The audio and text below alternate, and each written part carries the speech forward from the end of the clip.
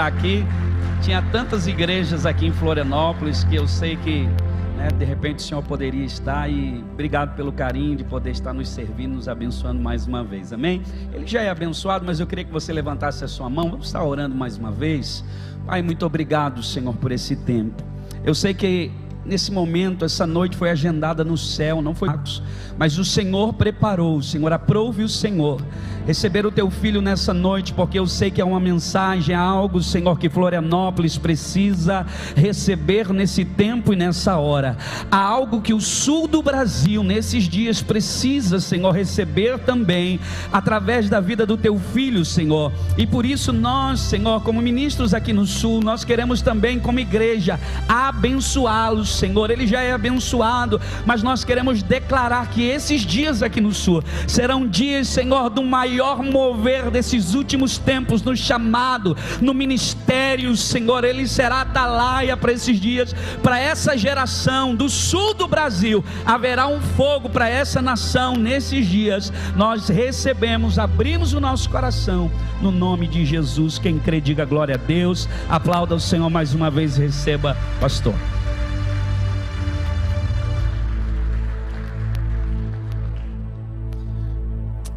Graças a Deus, eu cumprimento os irmãos com a paz do Senhor. Quem está feliz com Jesus hoje? Então encontra uma pessoa bonita do seu lado e dê um sorriso para ela. Ficou difícil? Você vai ter que se contentar. Geralmente eu falo que se não tiver ninguém bonito aí, era só olhar para cá, né? Mas hoje eu vi que só está eu e o Roberto aqui. Ainda bem, se salvação fosse por beleza, os dois estavam condenados. E o irmão disse aleluia lá atrás, né? Alguém dá um cascudo na cabeça dele, por favor, né? Uma alegria estar aqui nessa linda igreja mais uma vez, recebendo o pastor Júnior. E o senhor sabe, pastor Júnior, que a alegria de um baixinho é encontrar outro. Quando ele me deu um abraço, eu me senti. Você sabe que o céu, meu pensamento é que os anjos amam os baixinhos, né? Quer perguntar por quê? Na hora de derramar unção, o baixinho enche rápido. Derramou um pouquinho, a gente já entra no mistério. Esses grandões aí tem que dar umas 3, 4 viagens para encher eles, né? Mas uma alegria estar aqui, Deus abençoe o senhor, viu? Feliz de estar aqui também com essa dupla. Não sei se o senhor conhece o Henrique e o Rafael. Estão aí do seu lado, olha o tamanhozinho da criança, né? Por que Jesus dá tanto para uns, né? Eu costumo dizer assim, você é o Rafa, né?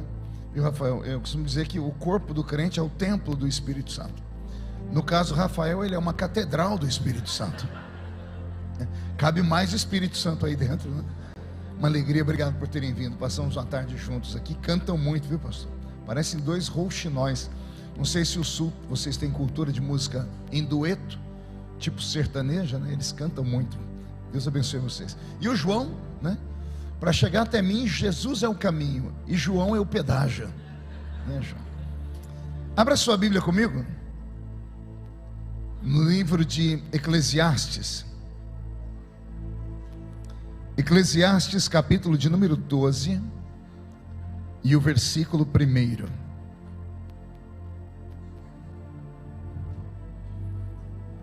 Deus está aqui.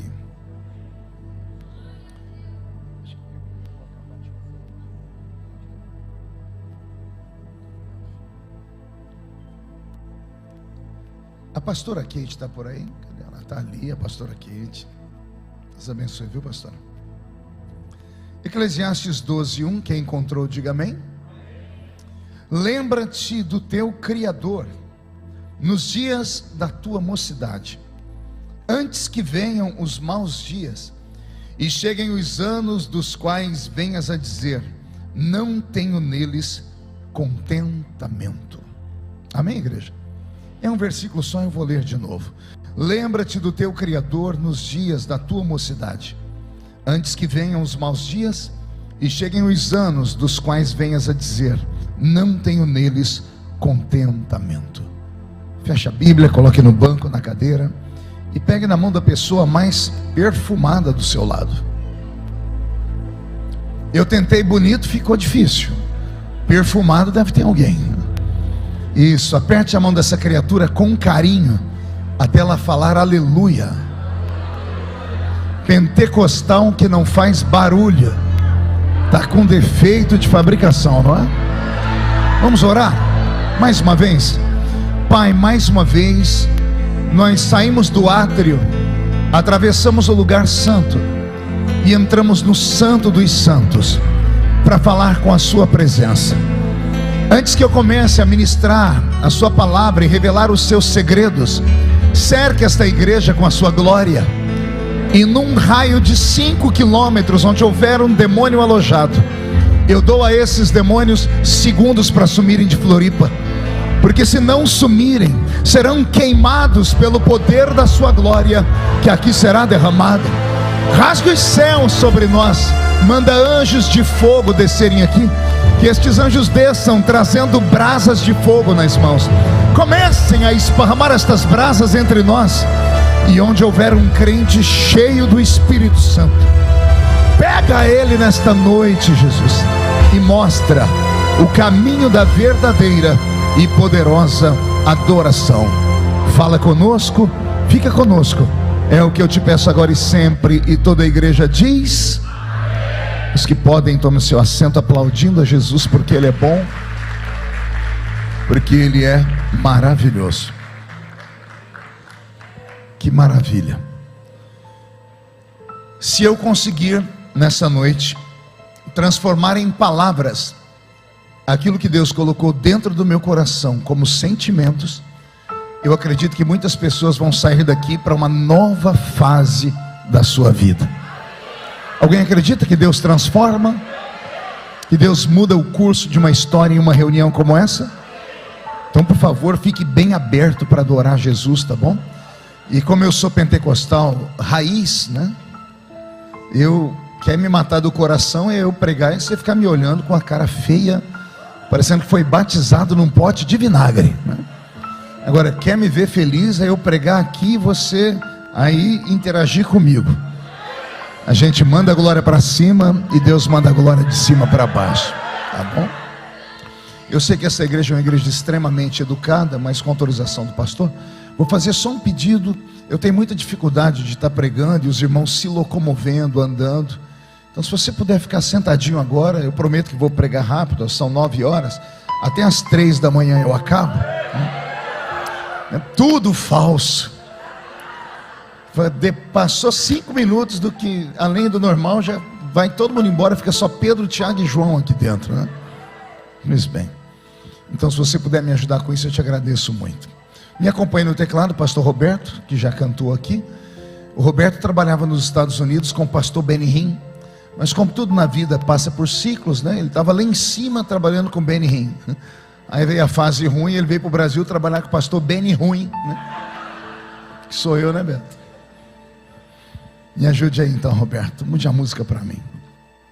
Eu li com vocês hoje um versículo que faz parte da minha história. Eu sou assembleiano, e o assembleiano tem lá o seu culto de juventude, né? Que as igrejas mais modernas e bonitas como essa dão outros nomes, né? Para o assembleiano é o culto de mocidade, né? Culto de mocidade, culto muito pouco frequentado, é o culto que os pais se livram dos filhos, né? Então, ao invés do pai vir com o filho para a igreja, diz: vai para o culto. Aí é um momento de paz que o pai tem, principalmente se o filho for um adolescente. Tem alguém aqui que é pai de adolescente? Levante a mão para eu ver. Meus sentimentos. Nem tudo é perfeito na vida. Eu sei do que você passa, né? E esse versículo me acompanha, João, desde muito tempo. Foi a primeira vez que eu fui num culto de jovens e alguém leu esse texto. Eu falei: que versículo bonito. E o menino que estava pregando, ele dissertou sobre o versículo, falando, né, desse poderoso e sábio homem que viveu nesse mundo, chamado Salomão, onde ele deixa um conselho para a posteridade, falando para as pessoas: lembrem-se de Deus quando vocês ainda são jovens. E depois disso, eu gostei desse versículo, preguei dele inúmeras vezes. Só que com o passar do tempo veio a maturidade, e com a maturidade vem um desejo da gente mergulhar mais fundo. E quando você resolve mergulhar mais fundo, você começa a descobrir coisas que você nunca descobriu. Eu sempre digo que servir a Deus é como uma criança que entra no jardim de infância. Você tem a opção de continuar no jardim de infância o resto da vida, ou você pode crescer, sair do jardim de infância, entrar no ensino médio, chegar até um ensino profissional, terminar fazendo mestrado. No reino de Deus é possível isso. É possível crescer. Aliás, é um desejo de Deus que todos nós cresçamos. Tem textos da Bíblia que falam que um dia Deus mandou um profeta andar dentro de um rio, e quando ele entrou, eram água pelos pés. E ele, que viveu a vida inteira no seco, quando sentiu água pelos pés, disse: agora eu estou podendo, né? A última Coca-Cola do deserto sou eu, todo mundo no seco e os meus pés molhados. De repente ele olhou para frente, e o anjo que estava medindo a água disse: é mais profundo. E ele disse: eu entrei e eram água pelos joelhos. E quando ele está com água pelos joelhos, diz: pronto, agora eu já conheço tudo, eu não consigo nem me mover direito. Quem tem água pelos joelhos anda igual um robozinho. E quando ele achou que estava fundo, Deus disse: é mais profundo. E ele entrou e eram água pelos lombos. E aí já não dá mais para andar direito. Aí é as ondas que vão levando a pessoa para cá ou para lá. Ele começou a entender que tem uma fase da vida que é Deus que leva a gente para lá, que leva a gente para cá, que leva a gente para o outro lado. E quando ele achou que já estava fundo o suficiente, ele olhou e disse: e o anjo mediu mais 1000 côvados, e eu vi um rio profundo, que não dava para andar dentro dele, então eu tive que mergulhar. E quem mergulha acaba indo em lugares que ninguém nunca foi, vendo o que ninguém nunca viu, ouvindo o que ninguém nunca ouviu. A escolha é nossa, ficarmos no raso ou irmos no mergulho profundo. Quem tem coragem de mergulhar comigo hoje? Então pergunte para o seu irmão: você está bom de respiração? Consegue prender o fôlego? Então vamos lá. Salomão, filho do poderoso rei Davi, um dos 20 filhos que Davi teve. Começa aí para você um pouquinho de cultura bíblica. Davi teve 20 filhos, 19 meninos e uma única menina. Eu imagino o que acontecia quando essa menina entrava dentro do palácio. O nome dela era Tamar. Imagine um pai com 19 moleques, 19 meninos. E o tal do menino, quando está crescendo, parece que ele tem um pacto com outra dimensão, né? É perturbado e perturba o ambiente, quebra tudo, grita. Mas a menina é mais comedida. E eu imagino os 19 meninos pulando perto do trono, e a única menina subindo no colo do pai, agarrando as madeixas encaracoladas ruivas do cabelo de Davi, brincando com o rei. Então ela era a princesinha do pai. Davi teve 19 filhos e uma única filha. E esse moço que vai escrever este livro aqui é um filho de Davi, o último filho de Davi. Um filho que não vem pelas vias normais, ele vem pela contramão. Não é o filho desejado, esperado, porque ele não vai nascer do útero santo que veio através de uma união estável, abençoada pelo reino, abençoada pelos céus. Ele vai nascer de um útero adúltero, da horrível história que quase ninguém gosta de pregar, sobre quando o nosso herói, o nosso super-homem Davi, encontrou no meio do caminho uma criptonita chamada Batseba, a mulher mais linda do seu tempo. E Davi, sendo um homem segundo o coração de Deus, tendo unção na harpa para expulsar demônios, escreveu salmos fantásticos, não conseguiu sair livre daquela tentação e se entregou a ela. Ele teve com ela um relacionamento extraconjugal, ela engravidou e todo mundo conhece a história. Quando ela engravidou e contou a história para o marido, contou a história para o amante, Davi ficou perturbado, esqueceu que era um homem de Deus, esqueceu que era santo, e usou o seu lado humano, a sua herança adâmica, e criou uma estratégia maléfica, cruel, e ele arquitetou a morte do marido da mulher, não sem antes ter uma outra ideia. Eu trago o marido dela do alto da guerra, ele vai passar uma noite com ela, já está há muito tempo sem namorar, vai chegar perto da esposa, vai namorar com ela, e vamos dizer que o filho é dela. Mas ele trouxe o homem era tão apaixonado pelo que fazia, que ele não entendeu como é que os seus amigos e os seus irmãos estão na guerra, morrendo, e ele é chamado para vir para as férias. Ele passa a noite na casa dele, mas não dorme com a esposa. A esposa vai e conta para o rei: meu marido não me toca. E a primeira atitude de Davi falhou. Então Davi encarna esse lado maléfico, negro, que todo ser humano tem dentro dele. Eu costumo dizer, pastor, que ninguém conhece ninguém a não ser Deus. Vou falar de novo e não se escandalize com isso. Só Deus conhece a gente. A sua esposa não te conhece, amigo. A senhora não conhece o seu esposo. Você não conhece o seu filho direito. Você conhece aquilo que eles permitem que você conheça. O ser humano, ele tem uma autoridade, né, para se metamorfosear. Ele encarna uma artista quando acorda. Quando vem para a igreja, ele encarna um crente. Quando ele vai para uma balada, ele encarna um mundano. Quando ele vai, nós temos essas várias facetas, né? Então o ser humano é assim. Só Deus conhece a gente. Quem imaginaria que o homem segundo o coração de Deus, um homem que compôs salmos poderosíssimos, ia mandar matar um homem porque ele adulterou com a mulher dele? Isso é cruel. Homicida e adúltero. E aí a mulher, depois que assiste o marido morrer, Davi senta no trono feliz porque o seu pecado foi concluído, a sua ideia mirabolante, maléfica foi concluída, porque ninguém sabe a história, só ele e a mulher sabem da história. E ele está sentado no trono dele. E Davi esqueceu que ele não andava sozinho. Davi tinha um amigo desde a sua infância. Quando ele era criança, as pessoas achavam que era um amigo imaginário dele, mas com o passar do tempo foram vendo que não era um amigo imaginário, era o Deus dele que andava com ele. O Deus para quem ele escreveu o Salmo 91. O Deus sobre quem ele escreveu o Salmo 51, que mais tarde, antes de morrer, ele é obrigado. A alma dele estava tão sufocada pelos erros que ele cometeu, que ele entrou diante de Deus e disse assim: Senhor, tira tudo que o Senhor me deu, tira a riqueza, tira a minha fama, tira o reino, mas não retires de mim o seu Santo Espírito, porque a sua presença é maior do que o dinheiro, é maior do que a fama, é maior do que tudo. Então não se afaste de mim. É esse homem que vai provocar tudo isso. E sentado no trono, com os olhos brilhando, imagina ele se ajeitando, né, feliz, alegre com o seu intuito, que deu tudo certo, o projeto funcionou. De repente entra pela porta do palácio um homem diferente, um profeta, chamado Natã. Eu não queria ser Natã. Quer perguntar por quê? Como é que você vai falar que o seu rei está em pecado, sabendo que o seu rei era mais querido do que qualquer pessoa pelo povo? Davi era amado pelo povo, Davi era amado por Deus. Aí Natã é obrigado a ir lá e colocar o dedo no nariz dele. Por isso que ao invés de chegar e usar um papo reto, fala: você pecou, Natã cria uma prosopopeia. Ele cria uma metáfora, ele conta uma historinha. É sabido que no seu reino há um homem muito rico, dono de muitas ovelhas, que recebeu um visitante, e para alimentar o visitante, ao invés de matar uma das suas muitas ovelhas, ó rei, ele roubou a única ovelha de um fazendeiro pobre.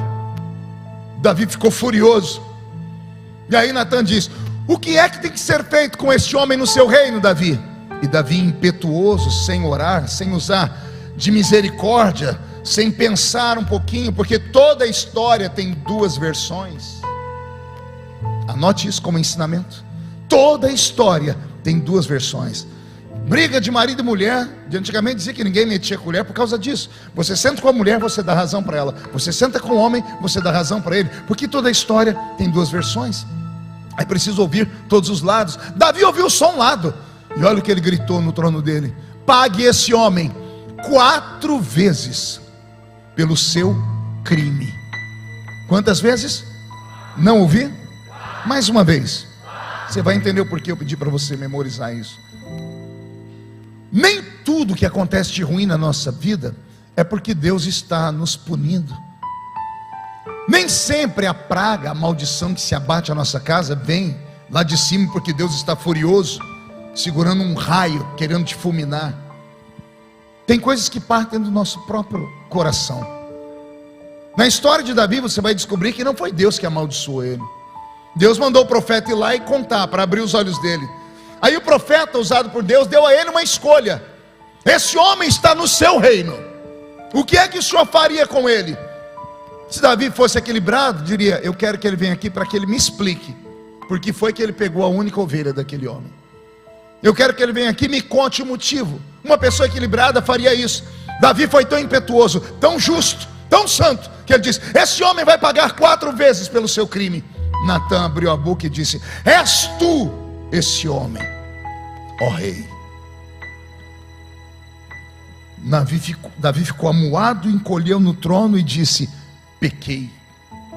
Ele não disse mais nada. A Bíblia diz que ele só falou essa palavra: pequei. Quando ele disse pequei, ele não disse da boca para fora, ele se envolveu no arrependimento. Ele entendeu o que ele fez, caiu a escama dos olhos dele. O cérebro dele, que havia sido queimado, estava cauterizado, de repente foi curado. A sensibilidade voltou. Ele lembrou da presença do Deus dele. Ele ficou quieto, porque a presença de Deus encheu aquele santuário dele, aquele castelo dele, aquele palácio dele. E ele disse: pequei. Quando ele disse pequei, Deus tomou a boca do profeta. E aqui dá uma pregação de umas 5 horas, mas só para pastores. Porque Deus diz assim para ele: porventura eu te neguei alguma coisa desde que você está comigo? Que dia que você me pediu eu não te dei? E por isso que eu disse que é uma pregação só para pastores, porque Deus está falando com ele sobre uma mulher que Davi dormiu com ela, que não era dele. E Deus está lembrando ele: porventura alguma coisa que você me pediu eu não te dei? Então dá 1 milhão de pensamentos aqui. Aí o Senhor diz: pois bem, como a maldição não saiu da minha boca, mas saiu da sua, foi você quem determinou o pagamento pelo seu crime. Vai pagar 4 vezes. E dos 20 filhos que Davi teve, 4 deles foram ceifados. 3 fisicamente e 1 moralmente. A primeira criança que não é poupada é o fruto do ventre de Batseba. A Bíblia diz que o menino nasceu bonito. Imagina, Davi não era feio, Batseba era linda. Imagina a formosura da criança. E ali ia crescendo. De repente ela adoece. Os médicos não dão conta. Ninguém descobre. Davi entende o que está acontecendo. Ele vai jejuar. Davi inicia essa história de fazer campanha de oração. 7 dias de oração. É Davi que inicia isso. Ele começa a orar 7 dias mais. Ele jejua 7 dias. Ele acorda de manhã, chama os empregados: como é que está a criança? Jejuei essa noite, orei. Piorou, rei. E ele vai orar de novo. No dia seguinte, agora está pior do que ontem. No 7º dia, a Bíblia diz que Davi saiu do quarto. Os empregados olharam para ele, não tinham coragem de contar para ele, com medo da reação dele, porque o menino já tinha morrido. Davi olhou o rosto deles e leu o semblante. Se aproximou deles e disse: o menino morreu? E eles disseram: sim, ó rei. Aí a Bíblia diz que Davi se levantou do chão, se lavou, trocou as suas vestes, se alimentou, entrou na casa de Deus e o adorou. Foi até Batseba e a confortou. E os empregados não entenderam nada disso. Disseram: o que houve, ó rei? Sabendo que o menino estava doente, o senhor quase morria. O dia que o menino morreu, o senhor ficou tranquilo? E aí Davi começa a mandar uns recados subliminares para nós. Pergunte qual? A vida continua. Tendo eu jejuado, o senhor não curou, o menino morreu, posso eu trazê-lo de volta à vida? Não posso. Então eu não posso ficar chorando pelo passado. O passado fica no passado, é daqui para frente. A vida continua. Diga comigo: a vida continua. É claro que uma pessoa que está no olho do furacão, no auge da tragédia, vai dizer para você que acabou a vida dela. Mas Deus, na sua infinita misericórdia, é tão bom que Ele fez o ser humano à sua imagem, não a imagem de um animal irracional que age por instinto. Porque toda cólera e ira humana é instintiva, é animalesca. O que mata o outro mata por instinto. Mas nós temos a imagem de Deus. Deus não é instinto, Deus é espírito. E o espírito que Deus nos deu vai tratando as dores dentro de nós. Sei que você já deve ter perdido alguém muito querido na vida ou alguma coisa. Lembra do efeito no dia que você descobriu a vontade de pular, de morrer, de se jogar? O tempo foi passando, a dor continuou, mas ela foi, mesmo você querendo alimentar a dor, chegou uma hora que você não conseguia mais. Ela por si só começou a arrefecer, a amortecer. Ela vai parando. Mesmo a gente não querendo, eu quero lembrar do meu filho. Eu enterrei um filho, eu queria voltar a sentir aquela dor que eu senti no início, porque era a maneira de fazer o meu meia-culpa. Mas o tempo passou, 10, 15 anos se passaram. Eu ainda tenho a memória dele aqui, mas eu não tenho mais aquela dor. E eu perguntei um dia a Deus: o que é isso? O Senhor disse: é um presente que eu dei para vocês. Eu falei: que presente, Senhor? Eu não deixo apagar a história, mas eu deixo vocês se acostumarem com a história. E a dor vai diminuindo ao ponto que você consegue conviver com ela. Se não fosse assim, muitos que estão aqui teriam se matado. Muitos que estão aqui teriam arrumado outra história para a sua vida. A gente só aguenta viver porque a boa mão de Deus permanece sobre nós. O menino morre, Batseba está dentro do palácio, a história esparrama. Davi, a mulher era bonita demais, dormiu com ela de novo e nasceu um segundo filho. O nome dele? Salomão. Qual o nome dele? Enquanto Salomão é bebê e está crescendo, a ira de Deus continua sobre a casa de Davi. O primeiro filho dele é morto pela mão do próprio Deus, porque não, a Bíblia diz que não havia cura, foi Deus quem ceifou o primeiro filho de Davi. Temos um menino morto. Lembra que eu disse que Davi tinha uma menina? Qual o nome dela? Vamos ver se você se lembra. Tamar, a única filha. Davi está sentado no trono e ele ouve dizer que tem uma murmuração. Ele vê as pessoas passando, todo mundo correndo. Ele chama alguém: o que está acontecendo? Rei, aconteceu uma tragédia. Que tragédia? Sua filha Tamar foi estuprada. Quem estuprou minha filha? Seu filho Aminon. Incesto no palácio. Quando Davi ouve falar que foi o filho dele que estuprou a menina, qualquer pai tomaria atitudes, qualquer pai partiria para a vingança, qualquer pai agiria, sim ou não? Davi ficou quieto. O filho dele estuprou a única filha que ele tinha, e Davi não falou mais nada, e nem podia falar. Quer perguntar o porquê? O que ele ia falar para o filho? Você estuprou uma mulher que não era sua. O filho ia dizer: aprendi com o senhor, pai. O senhor também pegou uma mulher que não era sua. O senhor é a minha referência. O diabo começou a usar o passado de Davi contra ele. Como Davi não pode corrigir Aminon, como ele sente a ausência da pureza de Tamar. Naquele mundo antigo, a mulher estuprada era punida, não era o estuprador. A mulher era punida, ela era arrancada do seio da família e enviada à zona do Baixo Meretrício, porque entendia-se que uma mulher que era estuprada é porque ela havia dado a ousadia, ela havia seduzido o homem. Em Israel, até pouco tempo atrás, o crime era só da mulher. Nos tempos de Jesus foi assim. Lembra quando pegaram uma mulher no ato de adultério? Trouxeram para Jesus e falaram: essa mulher foi pega no ato de adultério, a lei manda matar, o senhor manda fazer o quê? Aí Jesus diz: quem não tem pecado, atire a primeira pedra.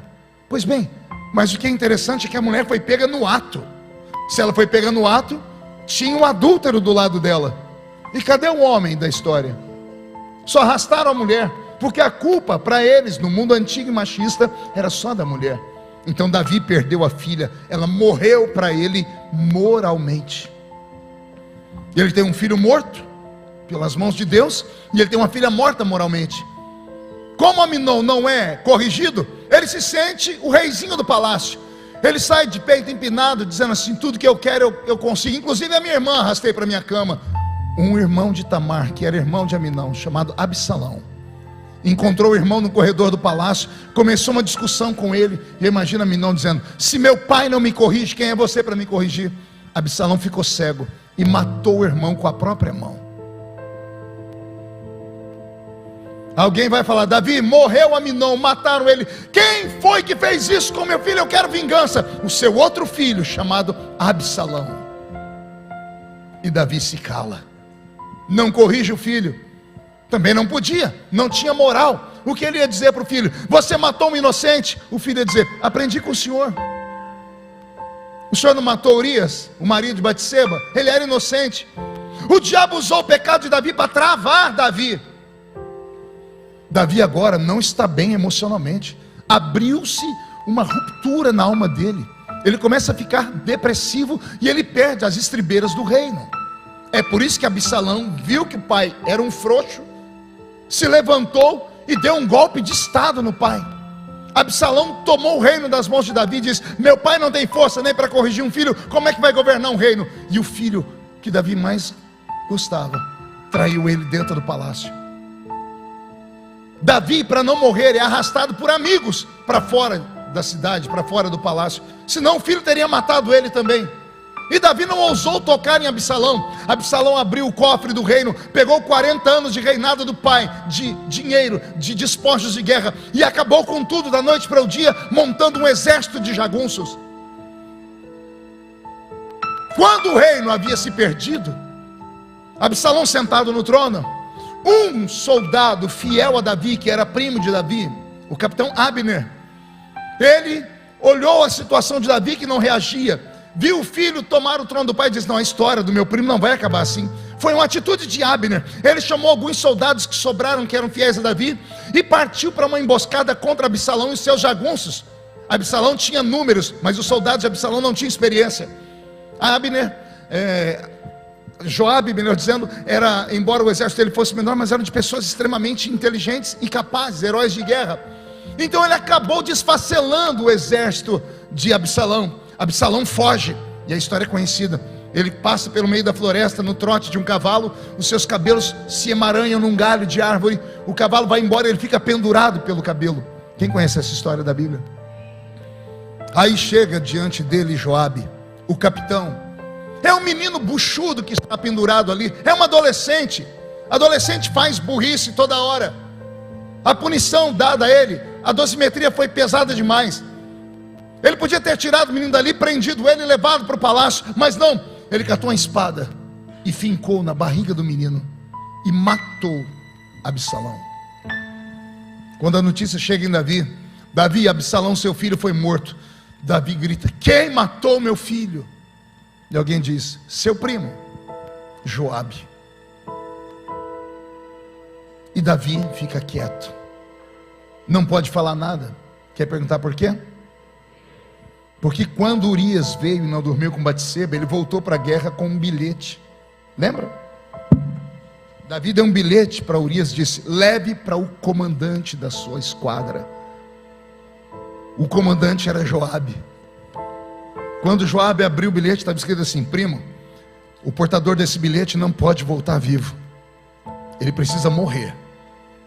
Joabe entendeu a letra de Davi e mandou Urias para o alto campo de batalha, e Urias morreu no mesmo dia. Davi não podia corrigir Joabe, porque Joabe era cúmplice do pecado dele. Davi volta para o trono, mas nunca mais é o mesmo. Ele envelhece e começa a escrever salmos doloridos demais. Quando ele está para morrer, vem um momento de lucidez, e ele entende que mesmo Batseba e o menino que vai crescendo, chamado Salomão, estão no palácio. As pessoas sorriem para Salomão e para Batseba quando estão perto de Davi. Quando não estão perto de Davi, todo mundo, a boca miúda, diz: adúltera, filho do pecado. Todo mundo sabe que quem tem que herdar o trono do pai é o primogênito, mas Salomão é o último. Ele nunca seria rei de Israel. Então Davi, antes de morrer, faz entrar dentro dele, do quarto dele, todos os filhos, os que sobraram. Ele abençoa um por um, e por último entra Batseba e um menino de 8 anos, chamado Salomão. Por quê, Senhor? Porque a sua mão está cheia de sangue de inocentes. Quem são os inocentes? Urias, o filho de Batseba, Aminon, Absalão, Tamar, morta moralmente. O Senhor diz: não quero nada da sua mão, porque a sua mão está cheia de sangue inocente. Davi volta em si, olha para o menino e diz: vai ter mais sangue inocente na minha casa. Se eu morrer agora, vão matar esse menino e essa mulher. Então Davi usa o seu último cartucho. Ele usa o seu último momento de comunhão com Deus. Ele chama o menino, e a Bíblia diz que ele fala para Salomão: coloque a sua mão debaixo da minha coxa direita. E o menino coloca a mão debaixo da coxa do pai. Davi trava a mão do menino entre a sua coxa e o colchão da cama. E Davi diz a uma criança: repete as minhas palavras. Promete, prometo, ser fiel, serei fiel ao meu Deus, ao Deus do meu pai. Promete ser fiel ao Deus do seu pai? Prometo. Promete seguir ele nos princípios? Prometo. Uma criança prometeu. Quando ele termina de prometer, ele diz: Deus, meu último pedido, permita-me quebrar uma lei. Se o meu primeiro filho deveria ser rei, se esse meu primeiro filho for rei, essa criança vai morrer, a mãe dele vai morrer. Então, Senhor, eu quero que o Senhor inverta a fila. O último vai precisar ser o primeiro, para não morrer. Senhor, transforma Salomão no rei. Transforma o meu filho do pecado naquele que vai dar a continuidade do meu ministério. Você pode imaginar o céu, Deus olhando os anjos aqui, os anjos advogados pegando os livros, falando: Senhor, a lei está estabelecida. Se o Senhor ouvir Davi, o Senhor vai quebrar uma lei. E Deus olhando para Davi, e aí digo eu, não a Bíblia, e Deus lembrando Davi menino, vendo Israel sendo humilhado, e ele encarando Golias. Deus vendo Saul pecar, endemoniado, e o menino tirando uma harpa e tocando. E Deus lembra do menino assumindo o trono e buscando a arca da aliança que havia estado entre os filisteus. E Deus lembra do menino construindo salmos, os salmos mais lindos. E Deus lembra de toda a folha corrida dele. E Deus põe em uma balança tudo que ele fez, e Deus põe do outro lado da balança os pecados dele. E Deus viu que tudo que ele fez foi muito maior do que os seus pecados. A balança de Deus não é igual a nossa. A balança de Deus é justa. Faça nesse mundo 99 coisas boas e vão te chamar de anjo. Tendo feito 99 coisas boas, faça uma só errada, e você receberá o nome de demônio. Você pode perder tudo que construiu por um único ato. Isso é o homem que faz. Deus não age assim. Deus tem uma balança justa. Aí Deus olhou para Davi, o homem segundo o seu coração. Aí Deus foi olhar para o fruto do pecado, chamado Salomão. O ventre de Batseba era um ventre adúltero, sim ou não? Pode uma fonte jorrar água doce e amarga? Sim ou não? O primeiro fruto que saiu era fruto do pecado, sim ou não? E o segundo também era fruto do pecado. Então não tem lógica nos pensamentos de Deus. Deus não mede todos pela mesma régua. Deus tem com cada um de nós um mistério. Vou repetir: com cada ser humano que está aqui, Deus trata de uma forma. Tem coisas que eu não sei, e ninguém sabe, a não ser Deus e você. Às vezes como pastor, às vezes, não sei se acontece com o senhor, lá na minha igreja acontece que lá os meus crentes, a minha igreja parece a caverna de Adulão. Lembra da caverna de Adulão? Davi chegou, só tinha rejeitado. É os crentes da minha igreja. Um falta orelha, falta braço, falta nariz. Tem hora que eu olho e digo: Senhor, me dá graça. Aquele ali não podia. Senhor, tira aquela ovelha, prepara e leva. E aí Deus não prepara e também não leva. E hoje, depois de 10 anos de igreja, a criatura que me dava trabalho hoje só trabalha para o reino. Aí o Senhor fala para mim: se eu tivesse preparado e levado, você não tinha esse obreiro hoje. O Senhor disse: eu vejo que vocês não veem, por isso eu faço aquilo que vocês não fariam. Então deixa eu te dar uma palavra. Quando você ver alguém fazer alguma coisa que na sua mente, na sua filosofia cristã não deveria ser o certo, e de repente você vê a pessoa ser usada por Deus de outra forma, não diga que é hipocrisia, que é falsidade, que é teatro. Não toque, porque tem pessoas que Deus trata de uma maneira diferente. É mistério. Há um mistério de Deus com você, sabia? É por isso que até hoje você permanece aqui. Só deu trabalho até hoje. Você é um investimento de Deus a longo prazo. O investimento a curto prazo é bom. Você investe, já colhe os louros dali. Você é aquele tipo de investimento que quem investe tem angústia. Os caras de Wall Street, quando pegam uma empresa falida, compra a empresa, vai 30 anos para levantar ela, e de repente em 2 anos ela dá um lucro que paga todas as dívidas de 30. Se homens fazem isso, porque eles entendem, têm habilidade de negócio, enxergam uma coisa que para todo mundo quebrou, mas eles enxergam além. Se homens que não são Deus enxergam além, imagine aquele que te chamou para esta igreja. Anota o que eu estou dizendo: ninguém tira você desta casa.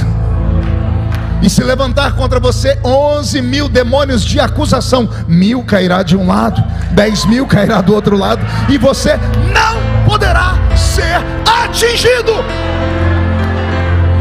Ah, meu Deus. Beto, muda a música. Deus tirou o olho da cama do seu servo em depressão, indo embora, e Deus olhou para o menino segurando na mão da mãe. Aleluia. Eu me emociono só de lembrar o que a Bíblia diz. O primeiro, Deus matou. O segundo, a Bíblia diz que Deus amou. Vou falar de novo. O primeiro filho de Batseba, Deus matou. O segundo, Deus amou. Não entrou no seu coração ainda? Vou falar de novo. É o fruto do ventre maldito e adúltero. O primeiro filho, Deus matou. O segundo filho, por causa da oração de Davi, Deus amou. Será que não é aqui que nasce o pensamento de Deus, que mais tarde os profetas transformarão em poema? Que a glória da última casa será maior do que a glória da primeira? Será que não é baseado nessas histórias? Nós lemos textos na Bíblia como aquele que diz assim, que os inimigos vêm contra ti por um caminho, mas por 7 caminhos acabam fugindo de você.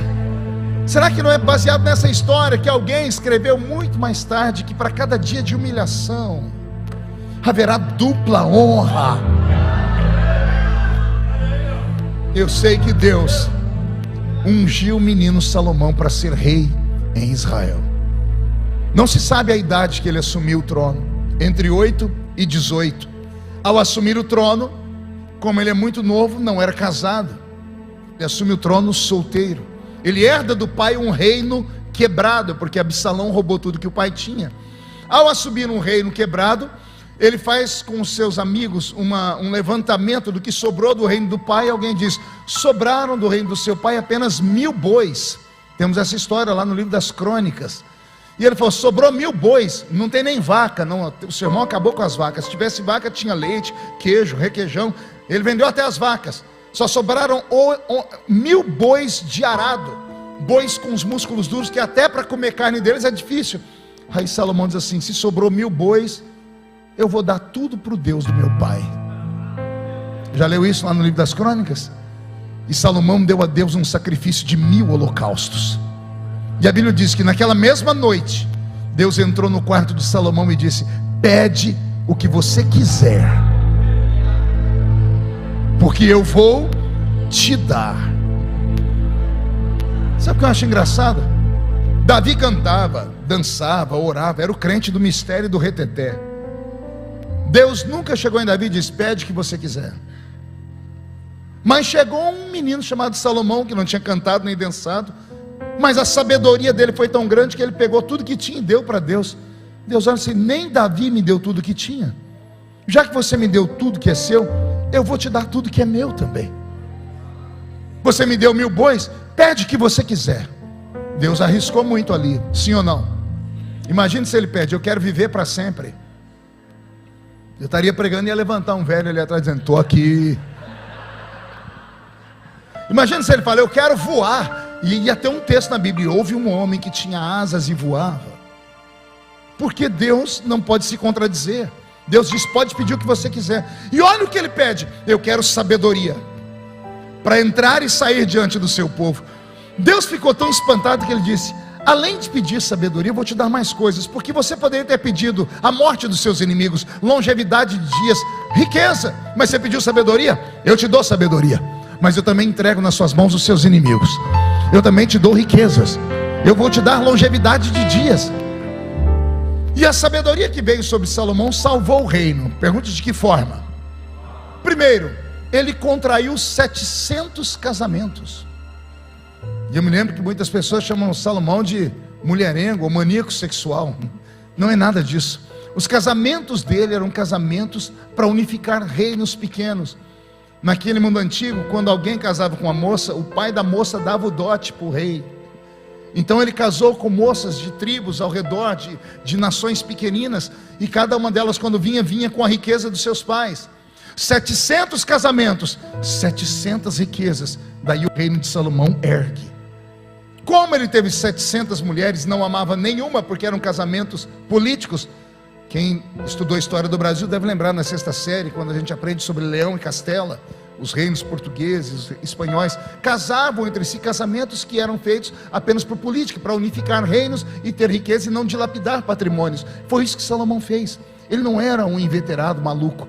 700 casamentos. Como ele não amava nenhuma mulher, repito, ele casou 700 vezes sem amor. Era apenas sabedoria para edificar o reino. Na ausência do amor verdadeiro, ele se entregava às paixões com as concubinas delas. Por isso ele tinha 700 mulheres e 300 concubinas. 1000 mulheres, e nenhuma delas preenchia o coração dele. Nenhuma delas tocava o coração dele.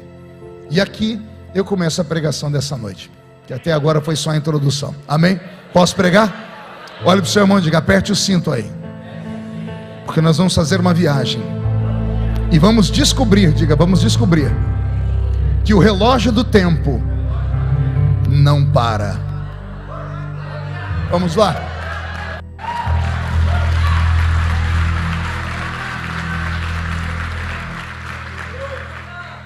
Como ele tem 700 mulheres e 300 concubinas, mas não tem nenhum amor, e não vale a pena viver nessa vida sem você ter pelo menos conhecido um amor.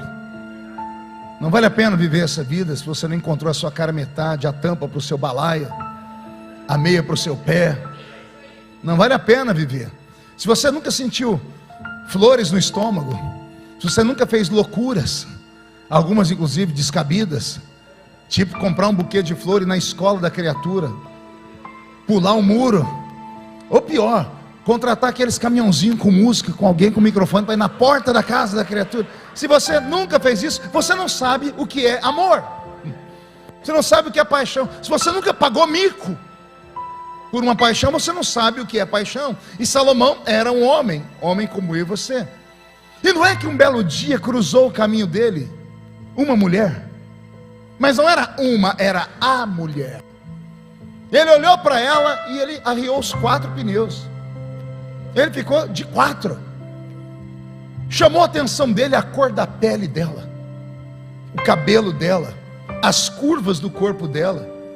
Ele escreveu para ela cartas de amor, que foram transformadas em um livro da Bíblia, Cantares de Salomão, ou Cântares de Salomão. É um livro de amor. O livro de Cantares de Salomão já foi arrancado do nosso cânon sagrado uma vez, sabiam? Foi no concílio de Nicéia que brigaram e voltaram o livro para dentro da Bíblia. Tiraram da Bíblia. Quer perguntar por quê? Promete que não vai se escandalizar? Então diga por quê. Porque para os irmãos da idade medieval, da igreja que estava nascendo, eles liam o livro de Salomão e ficavam rubros, ficavam vermelhos, ficavam envergonhados, porque o livro de Salomão era chamado de livro erótico. Para eles era um livro quase que pornográfico. E quem já leu o livro de Salomão sabe do que eu estou falando. Salomão vai falar com a Sunamita, a namorada dele, e ele diz para elas: eu quero me perder nas curvas do seu corpo, quero tomar vinho na taça do seu umbigo, os seus seios são como cachos de uva. E eu não preciso falar para ninguém o que se faz com a uva.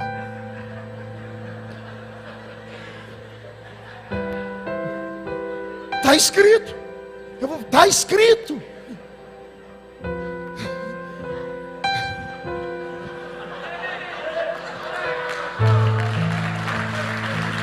Ai, Jesus. João, avalia se isso vai para o DVD ou não, tá bom? Pois bem, Salomão se apaixonou por ela. Ele se apaixonou pela Sunamita, a rainha de Sabá, uma rainha africana, que atravessou o continente para ir lá em Israel para beber da sabedoria de Salomão. Você acha mesmo que Salomão deu para ela 10 vezes mais presentes do que ela levou, só porque ela foi lá? Ele se apaixonou por ela. Ele vai chamar ela no livro de Cantares de Meilená, que o padre João Ferreira de Almeida, português, foi traduzir para nós, escreveu assim: tu és morena queimada pelo sol. Nada disso. No original é: tu és negra como um carvão. É como uma pérola negra encontrada no fundo de um oceano. Salomão se apaixonou por aquela mulher, mas foi uma paixão arrebatadora. Ele tomou ela para si, ele dormiu com ela, porque ele era rei, podia tudo. Mas quando ela foi embora, ele não pode pedir ela em casamento. Pergunte por quê? Ai, Jesus, fala ou não fala? Beto, muda a música. Porque aparentemente todo verdadeiro amor é impossível. Ele não podia casar com ela porque haviam problemas diplomáticos.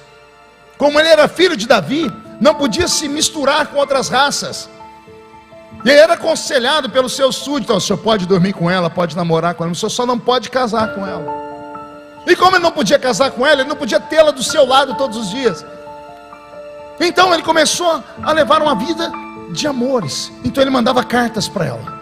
As cartas foram condensadas e se transformaram nesse livro aqui. Eu imagino que um dia Salomão escrevendo: do que adianta você estar arrebatado por amor e não poder contar para ninguém? A primeira coisa que a gente quer fazer é sair contando para o mundo inteiro: achei. Você precisa colocar para fora. Como ele não pode contar para ninguém? Ele lembrou dos conselhos do pai dele quando criança: é melhor cair na mão de Deus, meu filho, do que cair na mão do homem. E um dia Salomão vai falar com Deus sobre ela: Senhor, achei. Achou quem, Salomão? A mulher da minha vida. E por que você está assim tão faceiro? Porque ela é a mais linda do universo. Como assim, Salomão? Ela é bonita, a cor da pele dela é bonita, o corpo dela é bonito, ela é assim, ela é assado. Eu fiz poemas para ela, eu virei até poeta, Senhor. E daí? Senhor, ela é a alma gêmea, é minha, eu encontrei a razão da minha vida, ela é perfeita, ela é isso, ela é aquilo. Quando ele estava chegando lá em cima, Deus falou assim: Salomão, abaixa a bola. Por quê, Senhor? Porque ela é bonita, mas ela não é a mais bonita. Como assim, Senhor? Tem uma mais bonita do que ela. Nunca vi, eu já vi de tudo, eu tive 1000 aqui no meu palácio. Ela é a que eu conheço, Salomão, que você ainda não conhece, é mais bela do que a tua sunamita. Senhor, posso ver ela? Vou te mostrar. Mas vou te mostrar numa foto que no seu tempo não existe. Só no futuro vão entender. Eu vou te mostrar ela numa foto holográfica. Alguém já viu foto holográfica? Você olha de frente, está de um jeito, você vira, ela muda. Você vira para cá, ela muda de novo. Só diz: vou te mostrar uma foto holográfica dela. E Deus fez explodir na frente dele a visão de uma mulher. E quando Salomão olhou, ele, que era um homem que tinha respostas para tudo, começa a fazer perguntas. Pergunte quais? Quem é esta que aparece como a alva do dia, formosa como a lua, brilhante como o sol e formidável como um exército com bandeiras? Cantares capítulo 6 versículo 10, se der para colocar aí na tela. Cantares de Salomão capítulo 6 versículo 10. Salomão viu uma foto, ele olhou e ele não acreditou no que via. Ele perguntou: quem é esta que aparece como a alva do dia? De repente a mulher mudou de figura. Ele disse: já não é mais como a alva do dia, é formosa como a lua. Ele limpa os olhos e ele olha: já não é mais formosa como a lua, ela é brilhante como o sol. Ele limpa os olhos: já não é mais brilhante como o sol, ela é como um exército com bandeiras. Quem é esta? E Deus respondeu assim para ele: ó, segredo.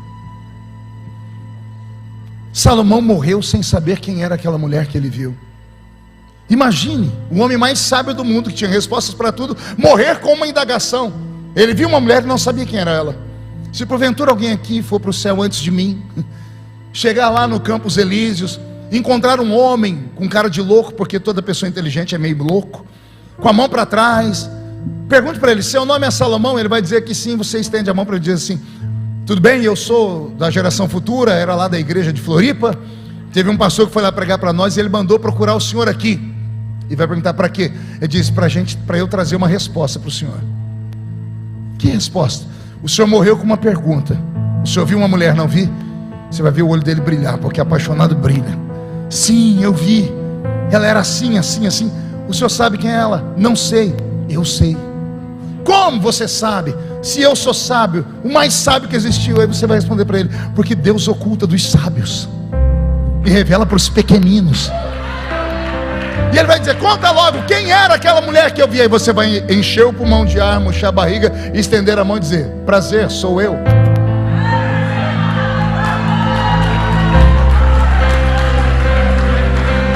Como assim? Você vai dizer: eu faço parte da noiva do Cordeiro de Deus. Eu sou a igreja que nasce como a alva do dia, porque a alva do dia vem explodindo num farol de cores quando tudo está escuro. Depois disso eu apareci formosa como a lua. A lua é brilhante, ela sempre está lá no mesmo lugar. Nem sempre dá para ver, Salomão, porque às vezes vem uma tempestade e encobre ela. Às vezes ela está minguante, às vezes ela está num quarto crescente, às vezes ela está triste, mas tem dia que ela está muito cheia, mas ela sempre está lá. Passa o tempo, mas ela permanece.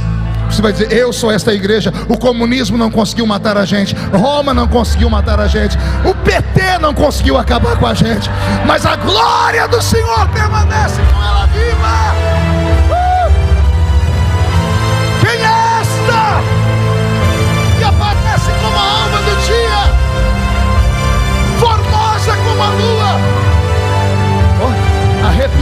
minha barba. Brilhante como o sol. Ela não é o sol, mas ela brilha como o sol. Que sol, pastor? O sol que Malaquias disse para nós, o sol da justiça que brilha sobre esse mundo. Brilhante como o sol, ela recebe o calor e o brilho do sol. Agora vem a parte mais bonita, que é para arrancar tatu da toca e sabiá do toco. Cadê o versículo? Põe de novo o versículo. Terrível ou formidável como um exército. Quantos exércitos? Me mostre. Quantos? 1, 2, 3, me mostre. Um o quê? Um exército com? Não ouvi direito. Bandeiras no plural. Um exército só tem uma bandeira. O Brasil vai para a guerra, pega soldados de Minas Gerais, São Paulo, Maranhão, Belém, mas quando chegam na guerra, levam somente uma bandeira, a bandeira do seu país. Esta, Salomão disse que ela é formidável como um exército, mas com bandeiras. Isso aqui eu levei tempo para descobrir. Pergunte, o que está escrito aí, pastor? Está escrito que esse exército está vindo de guerra. O exército da Rússia está invadindo a Ucrânia. Ele entrou lá com a bandeira da Rússia. Se ele vencer a guerra, ele vai sair de lá carregando a bandeira da Rússia e a bandeira da Ucrânia. Um exército vai para uma guerra com uma única bandeira. Alexandre o Grande ia para as guerras com a bandeira da Grécia. Ao voltar, voltava com a bandeira de todos os países que ele conquistava. Deus mostrou para Salomão dizendo assim: ninguém para a minha noiva. Ela está num campo de guerra. Quando a guerra terminar, ela volta com várias bandeiras. A bandeira dos drogados que serão salvos, das prostitutas que serão salvas, a bandeira do maior evangelismo, do maior avivamento, a bandeira que vai colocar Zé Pilintra, Zé Pilantra, Chucaveira, Tranca-Rua, Preto Velho para correr de Floripa. Esta é a igreja verdadeira. Quem pode dar um grito daquele tamanho?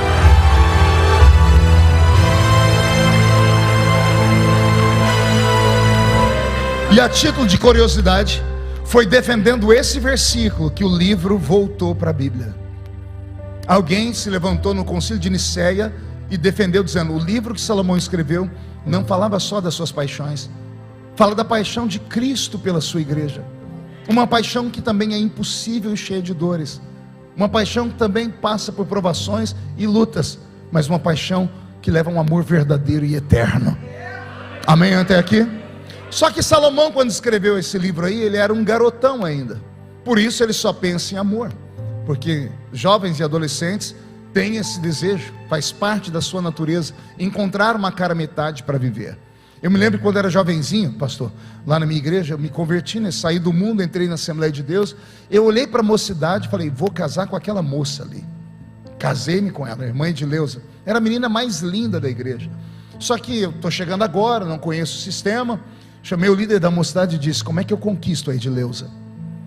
Ele olhou para mim e disse assim: seja romântico, recite uns versos para ela. Eu disse: os versos que eu sei, se eu recitar não vai prestar. Vindo do mundo cheio de carrapicho.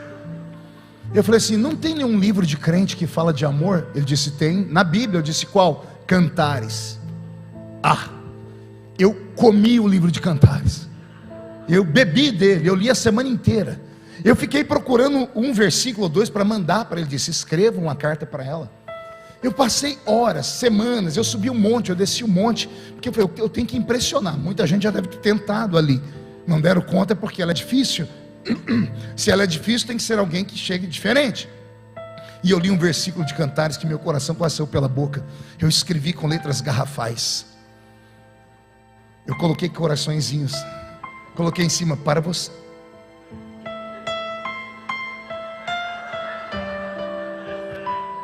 Jesus usa, mas quando o inimigo pega, não dá isso aí. Escrevi, terminei, dobrei. Eu até hoje, o meu pensamento é por causa daquela porcaria do perfume que eu borrifei nela. Eu borrifei aquela desgraça do almíscar. Tá rindo porque conhece, já usou.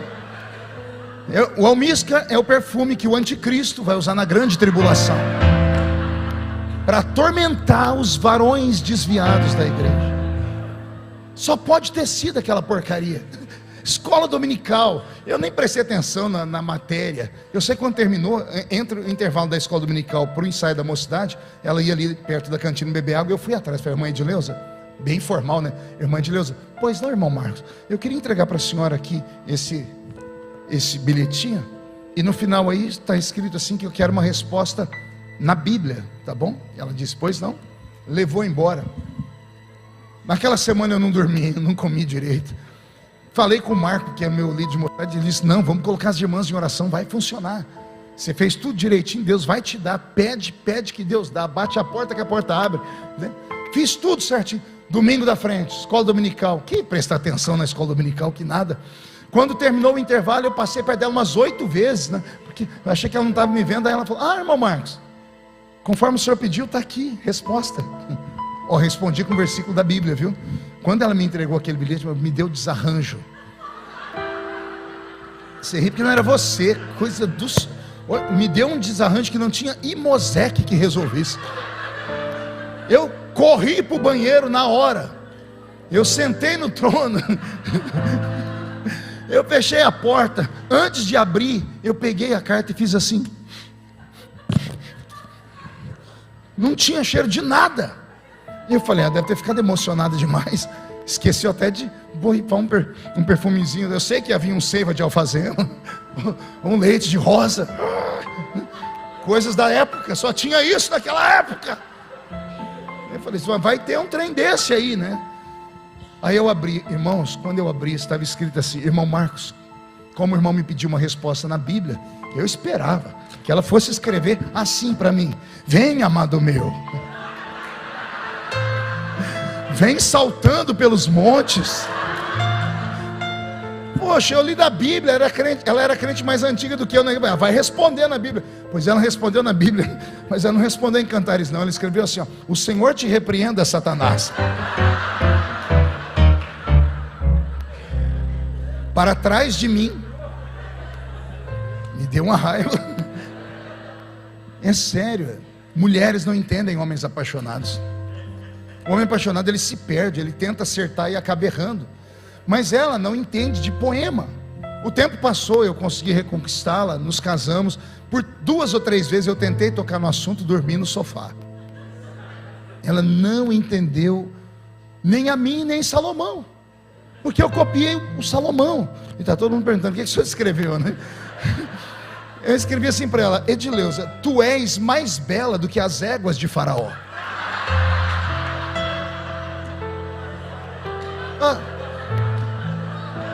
O povo não conhece a Bíblia. Você conhece as éguas de Faraó por acaso? Você sabe como elas eram? As éguas eram branquinhas, eram árabes. Tinha lá um lugar, não adianta, é melhor deixar para lá. Mas o relógio do tempo não para. O tempo passa. Salomão chega naquela fase que Freud vai chamar de idade do lobo. É aquela idade que o homem saiu dos inta, entrou nos enta, mas não está naqueles enta bem grande. Ele já não é mais nem louro, nem grisalho. Não é mais cabelo preto, nem é cabelo branco. Está naquela fase onde o homem está se autoafirmando. E o homem, quando chega nessa fase, ele não pensa mais em azaração, em sair correndo atrás de uma cara metade, porque ele já construiu uma vida. Ele agora pensa no que vai deixar para a posteridade.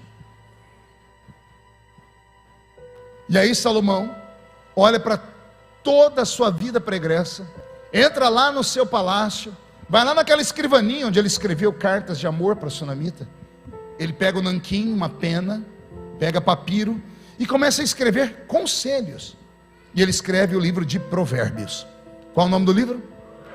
Quem gosta de literatura como eu gosto, quem lê um escritor, você pode ler outro livro que não tenha sido ele que escreveu, você sabe que foi ele que escreveu, porque geralmente o escritor ele tem uma direção, ele tem uma alma poética, ele escreve sempre da mesma forma. É como quem canta sempre da mesma forma. Só que quem lê Provérbios e lê Cantares vai falar assim, são pessoas diferentes. Porque o cara que escreve Cantares está apaixonado, só fala de amor, só fala de poemas, de coisas bonitas. O cara que escreve Provérbios, parece que ele está fora da casinha. Ele dá uns conselhos muito loucos. Aliás, a Bíblia é cheia de conselhos loucos. Tem um conselho na Bíblia que diz assim, ó: melhor é o homem ir a um velório do que ir a uma festa. Dá esse conselho para o seu filho hoje à noite. Filho, ó, programão para você hoje. Qual, mãe? Nada de ir naquela balada aqui. Não. Tem um velório ali. Pense num caixão de madeira, bem envernizado, flores. Do lado tem lá um chazinho, uma bolachinha maisena. Você vai ver o seu filho falar: tá louco? Como é que é melhor ir a um velório que a uma festa? Adolescentes nunca vão entender isso, porque estão em outro tempo. Jovens nunca entenderão isso. Mas a gente que é pai e mãe, a gente entende. Filho sai de casa, a gente não dorme. Enquanto não entra pela porta, a gente não sossega. Filho não dá a mínima para nós, esquece, né? Esquece até de mandar mensagem: estou chegando, cheguei no lugar. Então nem aí para nós, mas o pai e a mãe não dormem. Se o pai e a mãe pudessem falar, ó, vá num velório, a gente diria. Porque quem vai para um velório e olha para aquele paletó de madeira, você vê que aquela pessoa que estava viva até semana passada e agora está morta por uma imprudência na estrada, por uma coisa estranha ou drogas. A pessoa sai do velório pensando na vida. A gente sai de um velório vendo que nós somos de verdade. Semana retrasada eu estava no cemitério de Congonhas, em São Paulo, enterrando um grande amigo meu, bispo Paulo Moura, que tinha uma igreja linda lá em São Paulo, na Galeria Borba Gato. Eu gravei naquela igreja umas 30 mensagens. Tínhamos todas as segundas-feiras 3, 4 mil pessoas ali. Era um homem de Deus, um homem querido, um homem que abriu portas para todas as pessoas. E agora eu cheguei do lado do caixão dele. Quando eu olhei o bispo ali, 60 e poucos anos, uma maldita diabetes. A diabetes fez uma ferida no dedão dele. Ele estava nos Estados Unidos, na casa de um amigo meu, apóstolo Tenório. O Tenório disse: vamos aqui no hospital. A gente falou: não, eu vou resolver isso no Brasil, é só um cortezinho. A enfermidade foi crescendo. O médico falou que tinha que amputar o pé, ele não aceitou amputar. A família tentando convencer, ele entrou em coma. Não voltou mais. Eu olhei para ele naquele caixão e falei assim: meu velho. Quando eu vi o caixão dele descendo dentro daquele buraco, foi me dando uma angústia, uma agonia. Porque quando ele me trouxe para pregar em São Paulo, eu era um garoto. E hoje eu já sou avô. E eu olhei para ele, e o meu fim será aquele ali, se Jesus não voltar no meu tempo. Só que adolescentes e jovens não pensam nisso. Pensam só no momento. Essa geração nossa, essa geração materialista, capitalista, essa geração sem humanidade, essa geração de internet, acha que a vida é eterna aqui nessa terra, e ela não é eterna aqui. Ela começa aqui, termina a sua parte de matéria aqui, e a sua alma é projetada para a eternidade. O que fazemos aqui reflete na eternidade. O cristianismo é a única religião do mundo que começa aqui, mas não termina aqui. Ela projeta você para uma outra vida, e é isso que nos dá esperança. Mas saber que a vida passa. Muda a música, Beto. Semana passada, para não ter uma crise de choro, me fazer de forte, eu tive que me controlar muito. Cheguei na casa da minha mãe e fui dar comida na boca da minha velha. E eu tentando colocar comida na boca dela, lembrando eu lá na Vila Tatu, uma vida de pobreza, ela me dando de manhãzinha meu café da manhã era um ovo cozido, que ela cozinhava só um pouquinho, colocava um pouquinho de sal. Eu vi a minha mãe colocando aquilo na minha boca, e eu agora estou colocando na boca dela, usando fralda. O homem que espera em Deus só nessa vida é o mais miserável de todos os homens, porque o relógio do tempo não para. Ensina a criança no caminho que deve andar, porque quando crescer não se desviará dele, disse Salomão. E outras centenas de provérbios que ele deixa como conselhos, porque ele viu tudo, ele viu a vida passar, ele experimentou de tudo. Então ele disse: pessoas, sejam inteligentes. Quem não conhece a história está fadado a repeti-la. Leiam a minha vida, vivam aquilo que eu vivi. Ele encerra o livro de Provérbios, porque o relógio do tempo. Muda a música de novo, Beto. Um belo dia Salomão acorda. Estou indo para a conclusão. Para levantar daquela cama quase precisou de ajuda agora. vai se escorando pela parede, ou com uma espécie de andador antigo. Ele entra dentro do banheiro dele, da casa que ele levou 14 anos para construir. A casa de Deus ele levou 7. Pense num homem vaidoso. A casa dele gastou o dobro de tempo para fazer. Se a de Deus era bonita, o templo de Salomão era bonito, com toneladas de ouro. Imagina o palácio que ele levou para fazer, que ele fez 14 anos, o dobro do tempo para fazer o templo. Ele vai olhando as paredes, com aquelas pedras que eu não sei nem dizer o nome. Ele entra no banheiro, toma o seu banho com dificuldade. Quando vai olhar para o espelho, limpa o mormaço, e quando ele olha, ele quase tem um infarto. Quer perguntar por quê? Ele procurou naquele espelho aquele moço bonito, aquele que amava a sunamita, aquele que escreveu cartas de amor, que tinha os cabelos ruivos ou louros, que tinha uma pele esticada com a sua tenacidade, tinha pernas, que tinha virilidade. E ele não achou. Ele limpou os olhos e procurou o homem de meia idade, da idade do lobo, o escritor de provérbios. Dizem que o homem, quando está naquela fase de grisalha, ele fica mais bonito, né? O pessoal diz que o homem fica mais charmoso. Ele procurou aquele homem charmoso e não achou. Ele limpou os olhos e quando ele olhou, ele viu um féretro. Ele viu o resto. Ele viu que os olhos dele já estavam cheios de cataratas, que a pele dele estava murcha, manchada, os cabelos ralos, perderam a cor, as pernas magras, cheias de veias, as mãos manchadas, a barriga flácida. Não há mais virilidade nele. Na ausência da virilidade do homem, lhe falta dignidade. Já não há mais nem dignidade nele. Ele sai dali e vai lá naquela escrivaninha, a velha companheira dele. A escrivaninha continua igual, pintada de ouro, porque o ouro protege. Não há um arranhão nela. Na mesma escrivaninha que ele escreveu a carta para a sunamita. O tempo passou para todos, menos para aquela escrivaninha. Ele olha para ela e diz: eu vou embora e você vai ficar. Ele pega o nanquim, a pena e um papiro, e agora com a mão trêmula, ele escreve a carta mais poderosa dele, o livro de Eclesiastes, que é chamado de livro do pregador. E ele começa o seu livro dizendo assim: vaidade, vaidade, tudo na vida é vaidade, e disso eu entendo, diz ele. O que os meus olhos viram, eu nunca neguei nada a ele. Você consegue imaginar uma pessoa que tudo que desejou teve? Você conhece alguém assim? Ele diz: tudo que eu olhei e quis, eu consegui. Só que olha onde eu estou agora. Aí ele começa a escrever uma série de versículos que é um desabafo, e é um desabafo em Ré menor. Ele começa a dizer assim: há um tempo para tudo na vida. Há um tempo de correr e há um tempo de parar de correr. Há um tempo de plantar, mas há um tempo de parar de plantar. E ele encerra dizendo: há um tempo de nascer, gente, mas há um tempo de morrer.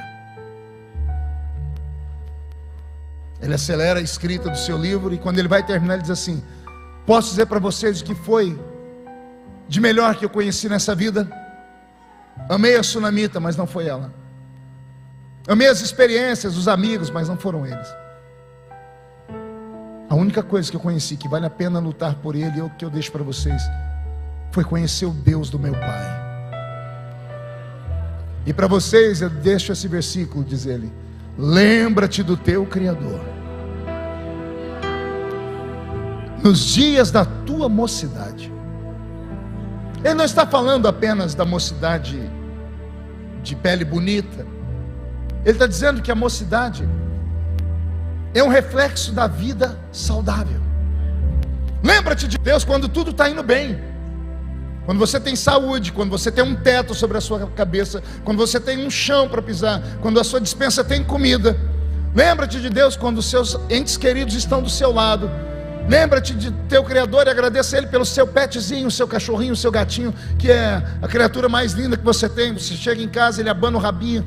Tem dia que você vai dar comida para ele, não abana o rabo, ele para o rabo e abana o corpo de tanta felicidade. Lembra dessas coisas, porque no belo está Deus. Contemple o belo da existência. Nós somos diferentes do resto do mundo. Deus nos deu a revelação da sua presença. Num século onde homens e mulheres acham que a vida começa aqui e termina aqui, olha nós crendo no céu.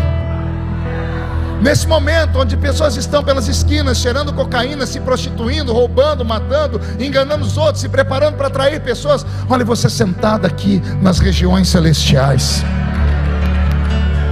Lembra-te do seu Criador agora, enquanto você pode. Então enquanto você pode, grita, chora, pula. A Bíblia diz que os cemitérios não podem louvar a Deus, as covas não podem erguer a mão para Ele, quem está 7 palmos debaixo da terra não pode dançar para Ele, mas nós estamos aqui ainda. Então lembra-te do teu Criador aqui dentro.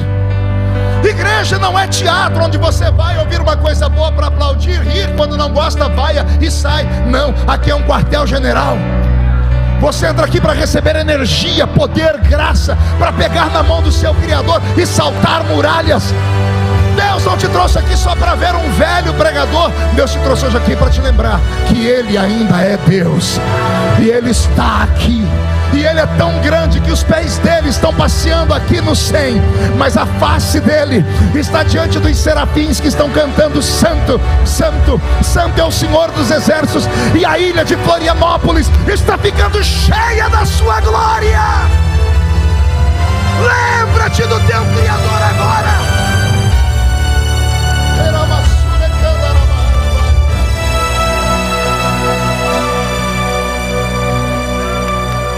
Vou encerrar. Lembra-te do teu Criador antes que venha, João, os maus dias. Ei, Jesus, maus dias. Que dias são esses, hein? É o dia que a gente nunca coloca na agenda. É o dia que você não coloca lá na geladeira: dia tal vai vir um dia ruim. Dia mau é aquele dia que você, quando liga o Datena e vê acontecer na vida dos outros. Morre menino por causa disso, morre o outro porque roubaram um tênis, uma bala perdida.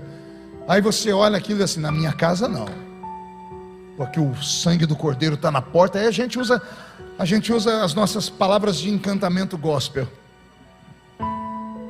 Contra Jacó não vale encantamento.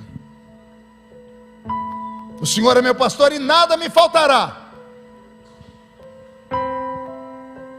E quando dá tudo errado, mesmo você estando na igreja, o que você faz? E quando você servindo a Deus, você é caluniado. E quando você servindo a Deus, aquele príncipe encantado com quem a senhora jurou fidelidade, ele jurou também, a senhora descobre que ele era só um sapo. E aí os pastores ensinam: casamento é um só para o resto da vida, mas o seu não deu certo. E aí você é julgado pelos crentes que são mais perfeitos do que a gente. E aí? Esse é o dia mau. Salomão está dizendo: tem um banco invisível lá no céu onde você deposita agradecimento, deposita gritos, porque a hora que vier um mau dia, você tem como sacar. Quando vier a parte ruim da vida, você tem onde se apegar, você tem onde se escorar. O ímpio lá fora não tem onde se escorar, por isso que ele dá um tiro no ouvido, pula de cima de uma ponte, ele se perde. O crente tem ainda aquele lugarzinho atrás da porta. Alguém lembra do lugarzinho? Jesus disse: entra no teu quarto e fecha a porta, e fala com teu pai que está em oculto, porque ele vai te ouvir. Eu queria que na Bíblia tivesse um versículo assim: o crente nunca passará pelo vale da sombra e da morte. Eu li 30 vezes esse livro e não encontrei. Achei um outro: se passares pelo vale da sombra e da morte, eu passo contigo lá. Eu encerro te dando um ensinamento teológico que poucos pastores têm coragem. Há um erro crasso na tradução de um versículo da Bíblia, na nossa língua portuguesa, no Salmo de número 23. O Senhor é meu pastor? Tem alguma coisa muito errada nesse versículo. Porque se o Senhor é meu pastor e nada me faltará, por que me faltam as coisas um dia? Por que eu enterrei meu filho? Por que meu nome já foi parar no Jornal Nacional como alguém que tentou estuprar uma jornalista? Se o Senhor é meu pastor, por que Ele não me blindou das lutas que eu passei em 2013, quando o movimento LGBT destruíram 14 igrejas que eu havia plantado? Se o Senhor é meu pastor, por que Ele não escuta a minha oração com a minha mãe morrendo lá com um problema no pulmão? Se Ele é meu pastor e nada me faltará, por que as coisas me faltam? Foi questionando isso que eu fui procurar entender o que é que está escrito aqui. E eu descobri que o tradutor traduziu errado. Não é o Senhor é meu pastor e nada me faltará. É, o Senhor é o meu pastor e não me faltará. Não são as coisas que não vão me faltar, é Ele que não vai me faltar.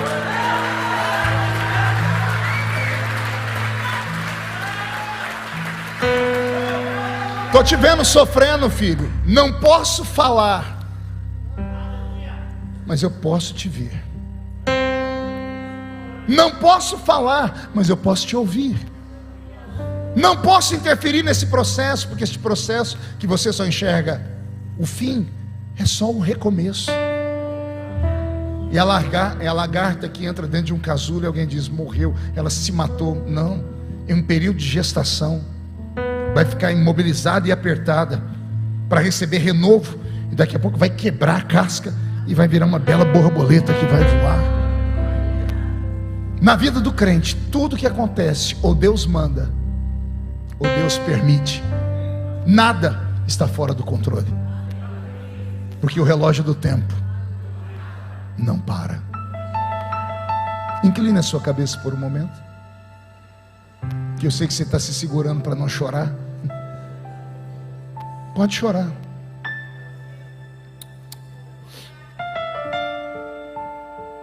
Eu queria entender por que você está sofrendo. Eu não entendo. Eu queria que Deus falasse com você porque você perdeu tudo, mas Ele não me falou o motivo. Eu queria ter respostas para você sobre a sua família, sobre o seu ministério. Eu queria, mas eu não tenho. Não tenho respostas nem para mim. Eu só tenho em Deus. Porque a nossa mãe tem que ir embora.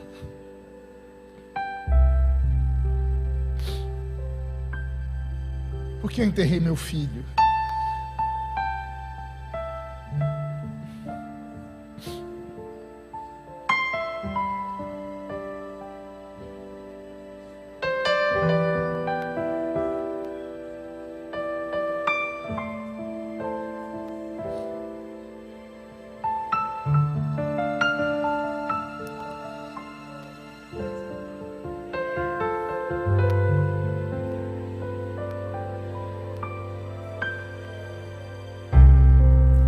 Não quero interromper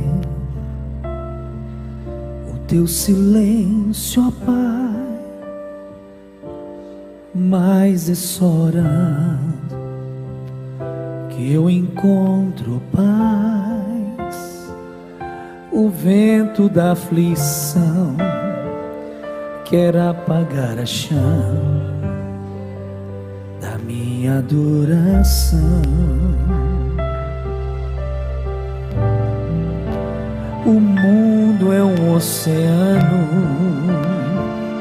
minha carne é um furacão, minha vida é um barquinho buscando direção. Descansa em minha alma e acalma a tempestade que agita o meu coração. Acalma o meu coração,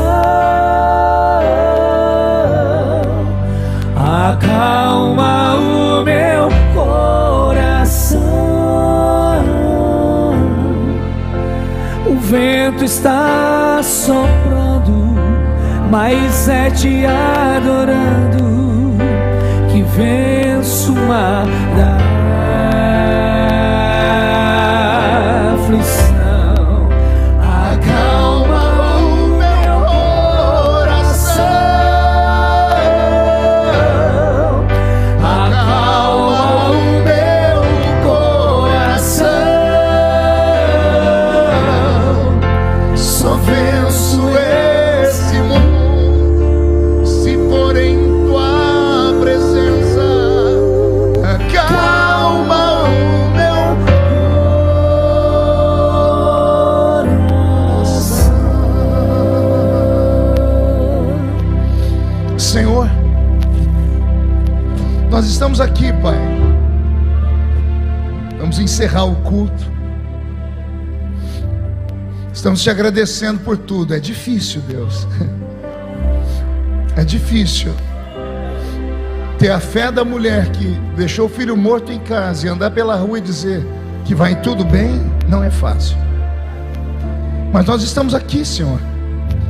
Não somos perfeitos, mas nós estamos aqui. O relógio do tempo não para, as promessas não se cumpriram, mas nós estamos aqui. Deu tudo errado no meio do caminho, mas nós estamos aqui. Nos chamam de loucos, de desequilibrados, falam que o Senhor não existe, mas nós estamos aqui. Os seus filhos vão começar a ficar de pé agora. E eu gostaria que o seu Espírito fizesse uma visita aqui nesta igreja, meu Pai. Que o Espírito Santo fosse perto de cada um deles e desse um abraço neles agora. Que o Senhor dissesse a eles que nem tudo está perdido, que vai passar, é só uma fase. Assim como a oportunidade não é estática, Pai, a dor também não é, o prazer também não é. Não há dor que dure para sempre, também não há prazer que nunca acabe, Senhor. Mas enquanto a sua presença estiver conosco, nós vamos ter força para caminhar. Seus filhos vão sair desta igreja hoje pensando um pouco mais na vida. Nós vamos colocar nossa vida no altar de novo. Nós vamos voltar a buscar a sua presença. Os que estão assistindo pela internet, ó Pai, com certeza estão sendo tocados. Aqueles que vieram visitar esta casa estão sendo tocados. E em nome de Jesus eu te peço, Senhor, renova os seus filhos. Com gemidos que palavras não podem explicar, Ele leva ao Pai as minhas intercessões. Quando dobro os meus joelhos em meio às tribulações, Ele ouve